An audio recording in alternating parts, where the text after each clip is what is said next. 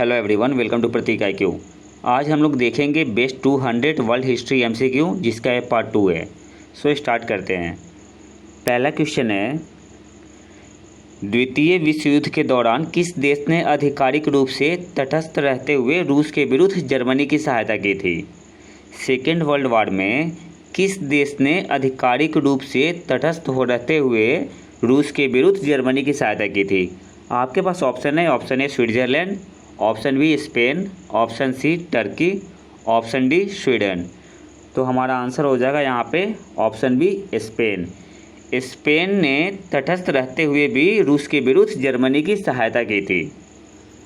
अब आते हैं क्वेश्चन नंबर 2 पे। क्वेश्चन नंबर 2 क्या है? पृथ्वी शिखर सम्मेलन, पृथ्वी बचाओ का आयोजन किसने किया था? आपके पास ऑप्शन है। ऑप्शन ए यूनेस्को ने, ऑप्शन बी UNCED ने, ऑप्शन सी WHO ने, ऑप्शन डी यूनिसेफ ने। तो हमारा करेक्ट आंसर होगा यहाँ पे ऑप्शन बी UNCED ने। UNCED ने पृथ्वी बचाओ का आयोजन किया था। अब आते हैं क्वेश्चन नंबर 3 पे। सैन फ्रांसिस्को सम्मेलन में उद्घाटन भाषण किसने दिया था? आपके पास ऑप्शन है। ऑप्शन ए ट्रूमैन ने, ऑप्शन बी एटली ने, ऑप्शन सी स्टालिन ने, ऑप्शन डी चर्चिल ने। तो करेक्ट आंसर यहाँ पे होगा ऑप्शन ए ट्रूमैन ने सैन फ्रांसिस्को सम्मेलन में उद्घाटन भाषण दिया था। अब आते हैं क्वेश्चन नंबर 4 पे। राष्ट्रसंघ की असेंबली में सदस्य राष्ट्र के कितने प्रतिनिधि होते थे, जिनमें से मत देने का अधिकार एक को ही था? तो सबसे पहले तो हम समझेंगे यहाँ पे कि राष्ट्र संघ और संयुक्त राष्ट्र संघ, इन दोनों में क्या फ़र्क है। राष्ट्र संघ को क्या बोलते हैं? League of nation. राष्ट्र संघ को लीग ऑफ नेशन भी बोलते हैं। और राष्ट्र संघ बना कब था? फर्स्ट वर्ल्ड वॉर के बाद 1919 में। और संयुक्त राष्ट्र संघ कब बना था? सेकेंड वर्ल्ड वॉर के बाद 24 अक्टूबर 1945 में। तो यहाँ कंफ्यूज नहीं होना है। राष्ट्र संघ और संयुक्त राष्ट्र संघ दोनों अलग अलग है। राष्ट्र संघ को क्या बोलते हैं? League of nation. तो अब आते हैं क्वेश्चन पे।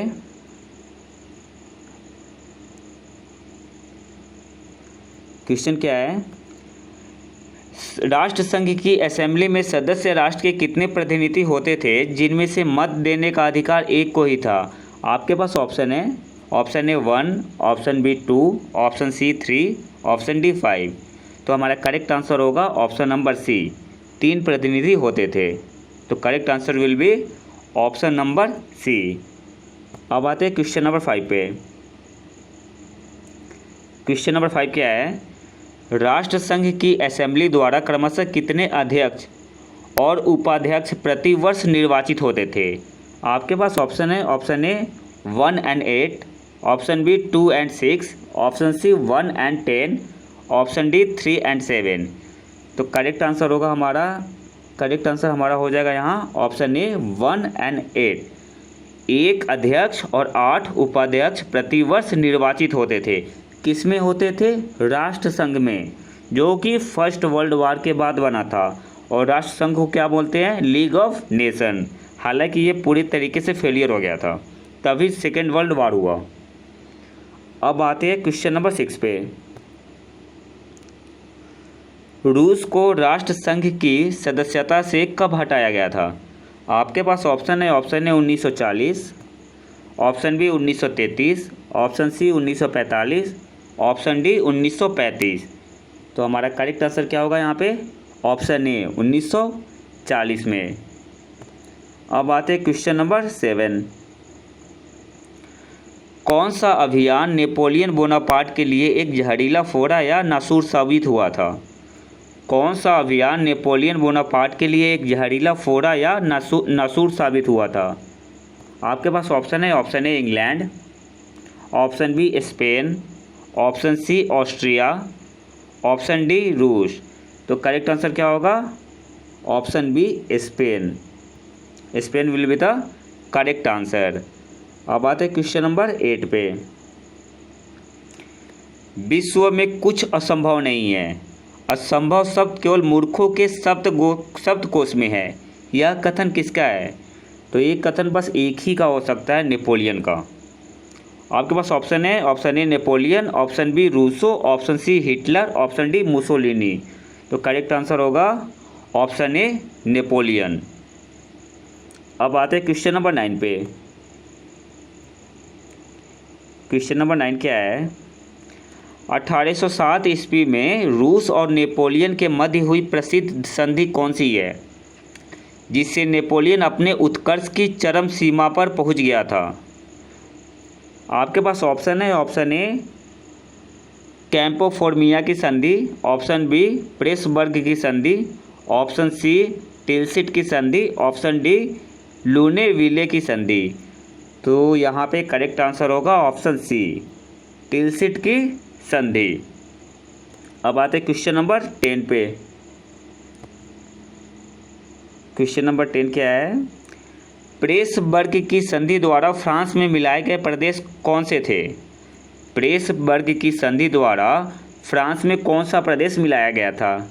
आपके पास ऑप्शन है, ऑप्शन ए जर्मन प्रदेश, ऑप्शन बी पोलैंड का प्रदेश, ऑप्शन सी बावेरिया तथा गुटनबर्ग, ऑप्शन डी स्पेन का भूभाग। तो करेक्ट आंसर होगा ऑप्शन सी प्रेसबर्ग की संधि द्वारा बावेरिया तथा गुटनबर्ग को फ्रांस में मिलाया गया था। अब आते क्वेश्चन नंबर 11 पे। नेपोलियन द्वारा फ्रांस को कितने प्रांतों में बांटा गया था? ऑप्शन है 100 प्रांत, ऑप्शन बी 110 प्रांत, ऑप्शन सी 50 प्रांत, ऑप्शन डी 83 प्रांत। तो करेक्ट आंसर क्या होगा? ऑप्शन डी 83 प्रांत में नेपोलियन ने फ्रांस को बांटा था। अब आते क्वेश्चन नंबर 12 पे। इंग्लैंड ने स्पेन की जनता की सहायता हेतु किस अंग्रेज अधिकारी को भेजा जो भारत का गवर्नर भी रहा था? आपके पास ऑप्शन है, option A Lord Hastings, option B Warren Hastings, option C Arthur Wellesley, option D Cornwallis. तो यहाँ पे करेक्ट आंसर क्या होगा? ऑप्शन सी इंग्लैंड ने किसे भेजा था? आर्थर वेलेजली को। अब आते हैं क्वेश्चन नंबर 13 पे। वाटरलू युद्ध में पराजय के बाद नेपोलियन ने अपना शेष जीवन किस द्वीप पर कैदी के रूप में गुजारा था? आपके पास ऑप्शन है, ऑप्शन ए कोर्सिका द्वीप, ऑप्शन बी एल्बा द्वीप, ऑप्शन सी सेंट हेलेना द्वीप, ऑप्शन डी वारसा द्वीप। तो हमारा करेक्ट आंसर क्या होगा? ऑप्शन सी सेंट हेलेना द्वीप। और यहीं पे इसकी मृत्यु भी हो गई थी। और कोर्सिका द्वीप पे इसका जन्म हुआ था और एल्बा द्वीप से नेपोलियन भाग के फिर से फ्रांस आ गया था। और इसके बाद क्या हुआ था? वाटरलू का युद्ध हुआ था। एल्बा द्वीप से फिर से भाग गया था वो। अब थोड़ा नेपोलियन के बारे में जान लेते हैं। नेपोलियन को लिटिल कारपोरल भी कहा जाता है। नेपोलियन को लिटिल कारपोरल भी कहा जाता है। और वाटरलू का युद्ध कब हुआ था? 1815 में। और ये नेपोलियन का आखिरी युद्ध था। एग्जाम में आपसे पूछ सकता है कि नेपोलियन का आखिरी युद्ध कौन सा था? तो कौन सा था? वाटरलू का युद्ध। अब आते क्वेश्चन नंबर 14 पे। फ्रांस की क्रांति के परिणाम स्वरूप यूरोप में कौन सी प्रथा का अंत हुआ था? आपके पास ऑप्शन है, ऑप्शन ए दहेज प्रथा, ऑप्शन बी बेकार प्रथा, ऑप्शन सी दास प्रथा, ऑप्शन डी सामंत प्रथा। तो हमारा आंसर होगा ऑप्शन डी फ्रांस की क्रांति के बाद सामंत प्रथा का अंत हुआ था। अब आते क्वेश्चन नंबर 15 पे। नेपोलियन के पश्चात फ्रांस की अस्थायी सरकार किसके नेतृत्व में गठित की गई थी? आपके पास ऑप्शन है, ऑप्शन ए तेलरा, ऑप्शन बी केम्बेसरी, ऑप्शन सी केवेगनॉक, ऑप्शन डी लुई 18वां। तो करेक्ट आंसर क्या होगा? Correct answer will be option number A तेलरा। अब आते क्वेश्चन नंबर 16 पे। 31 मार्च 1814 ईस्वी को पराजय स्वीकार कर लेने के पश्चात नेपोलियन को पेंशन देकर कहाँ भेज दिया गया था? आपके पास ऑप्शन है, ऑप्शन ए कोर्सिका द्वीप, ऑप्शन बी एल्बा द्वीप, ऑप्शन सी सेंट हेलेना द्वीप, ऑप्शन डी फुल्टन द्वीप। तो करेक्ट आंसर क्या होगा? ऑप्शन बी एल्बा द्वीप। और एल्बा द्वीप से भाग के फिर नेपोलियन फ्रांस आ गया था।